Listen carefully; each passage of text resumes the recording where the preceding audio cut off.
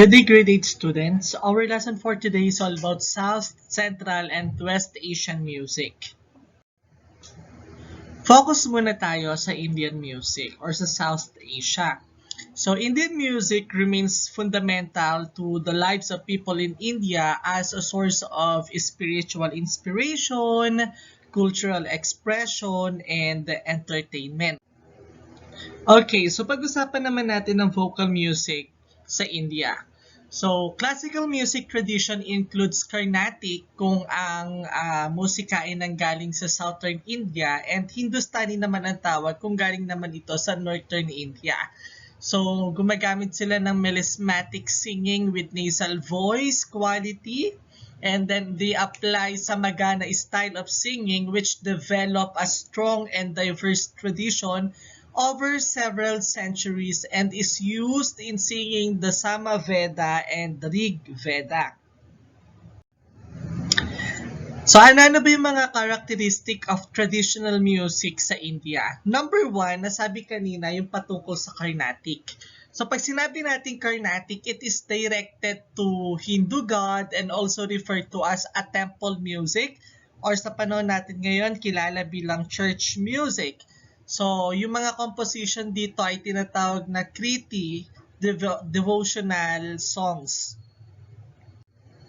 Okay, pangalawa is Hindustani music. Pag sinabi naman natin Hindustani music, goes back to Vedic period around 1000 BC. So, nasal singing is observed in their vocal music and then the most common style of singing is called khyal. Ang ibig sabihin nun ay imagination. So, pag sinabi natin Carnatic, that is church music and Hindustani music means imagination o mga awiting likha ng imahinasyon. Alright, so let's talk about the classification of instrumental music in India. The first one is Gan. Pag sinabi naman natin Gan, that is a non-membranous percussive instrument but with solid resonators. So, melodic instrument to keep tal. So, ano yung tal? Later on, we're going to discuss what is tal. Number 2 is Avanaddh. Avanaddh is a membranous percussive instrument which typically comprise the drum. So, as you could see in the picture, there is a daf, tabla, and dol. Those are considered as Avanaddh. Once we say membranous percussive instrument, it is made up of the skin of animals. Alright, number 3 is Sushir. So, Sushir is characterized by the use of air to excite the various resonators and is also known as blown air. Kapag tinanong, it is also known as blown air, the answer is Sushir. Okay? Alright, number 4, Tat. Once we say Tat, it is an instrument in this class are plucked and referred to as veena in the old civilization. So pag sinabi natin Tat, ito yung mga string instrument na we need to pluck the string para tumunog. Number 5 is Vitat. So kung yung isa kanina ay plucked, yung ito namang Vitat ay ginagamitan ng bowed para tumunog. So, known as bowed string the instrument. Okay, let's talk about the terminologies. Number 1 is tala. So, pag sinabi nating tala, literally means palakpak or clap in English. And it has variously transliterated as tal. Sometimes, ang tawag sa kanya taal. Or sometimes, ang tawag sa kanya is taala. So, any of those three terminologies mentioned early, the tal, taal, or taala, ang ibig sabihin lang po niyan ay palakpak. So, it is a regular repeating rhythmic praise, particularly as rendered on a percussive instrument with an EBB and flow of various intonations represented as teka.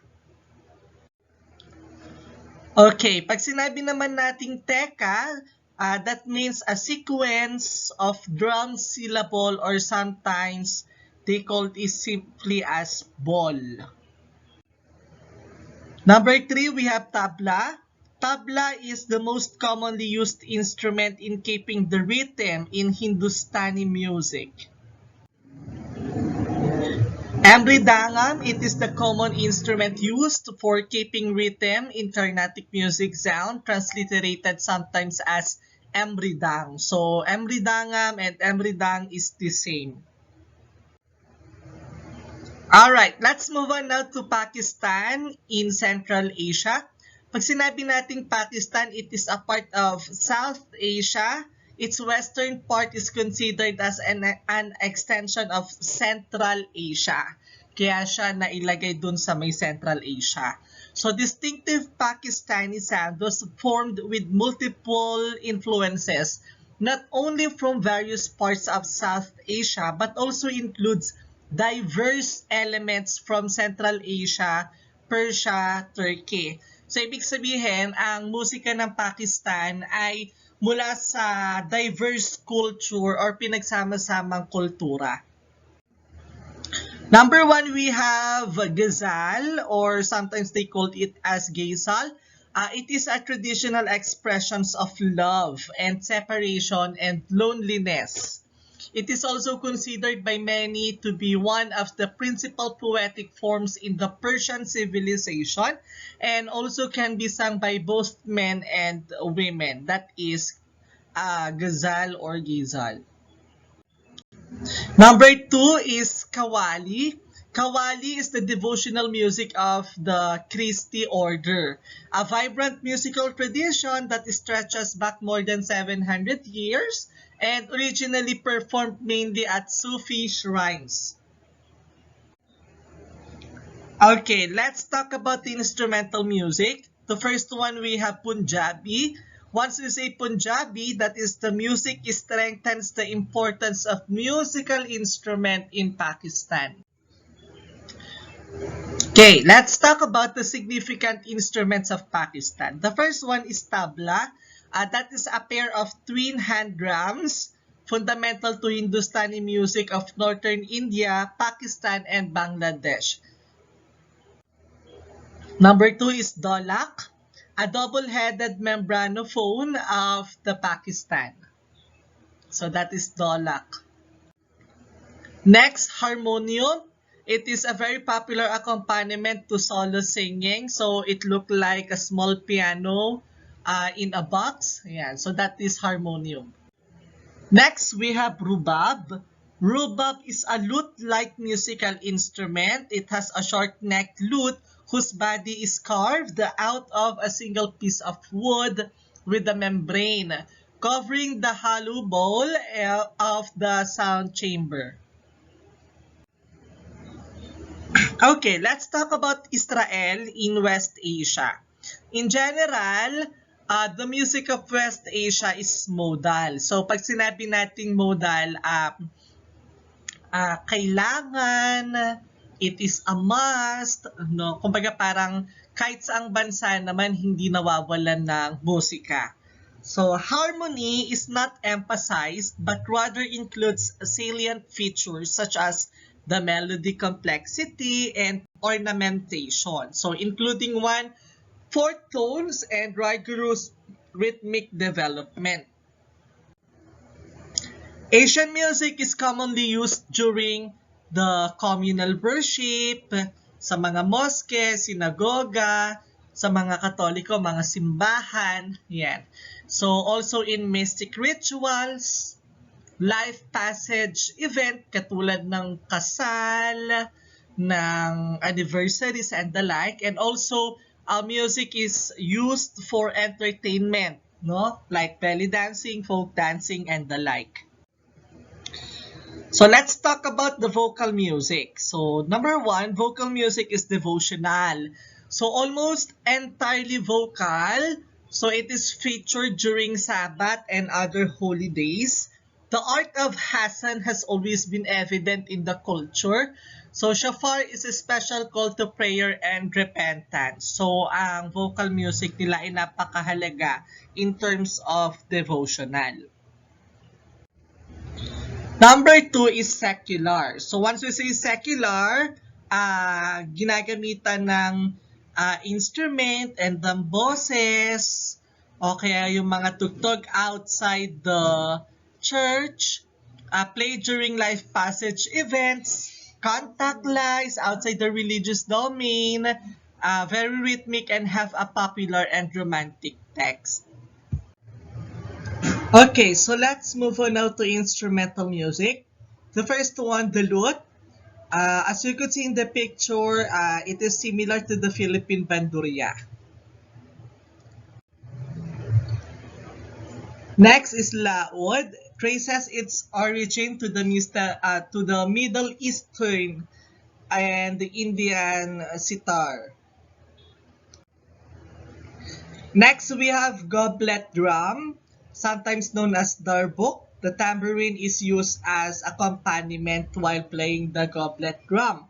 So, medyo familiar din siya sa mga Egyptian because goblet drum is also popular in Egypt. Hora is a dance that often has strong offbeats and asymmetric meters. So let's talk about the significant instrument of Israel. So the first one is the Jewish lyre, or known as the kinnor in Hebrew, an ancient Israelite musical instrument, and in modern day is generally translated as harp. Next is psalterion. That is an ancient stringed instrument played by plucking the strings with fingers or a plectrum. Next is shofar. So shofar is made of ram's horn. If you are familiar with ram, ram is a sheep with big horn. It is used in synagogue ritual on Rosh Hashanah and Yom Kippur. Only Jewish liturgical instrument that survives the destruction of the second temple of Jerusalem by Romans in 70 CE. Other significant instrument of Arab countries is taft. The term bendir means in Turkish language a big hand frame drum, just like what you have observed in the picture. Other significant Middle Eastern instrument is oud, a short-necked lute type, so pear-shaped stringed instrument with 11 or 13 strings grouped in 5 or 6 courses, originated from Persian instrument called the barbat, dating back to Sassanid Persian Empire in 224 AD. Next is darbuk, the goblet-shaped single-headed drum. Alright, so let's proceed now to our assessment.